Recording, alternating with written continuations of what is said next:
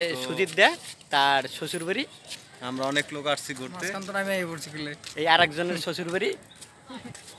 আর এই হচ্ছে কি জনগণ মানে সবার শালা না বলতে এই যে এই দুইজনের শালা। কে শুভ, তুমি কিছু কও, তোমাদের হারটা আইছি। আমাদের হারটা আমি আর কি বলবো, আপনারা নিজেরাই ডিসাইড করে দিয়ে ফেলে।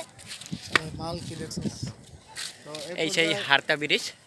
আসলে এই হারতা ব্রিজে বিভিন্ন জায়গা থেকে বিকেলবেলা লোকজন ঘুরতে আসেন।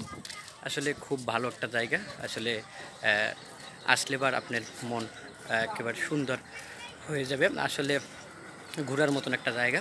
আপনি দেখতে পাচ্ছেন যে ব্রিজটা কত বড় আর অনেক উচ্চতা। আসলে এর পিছনে গেলাম নদী আছে। আসলে এই নদীটা হচ্ছে কি আপনার কোটালীপাড়া মস্তাপুরের যে নদী।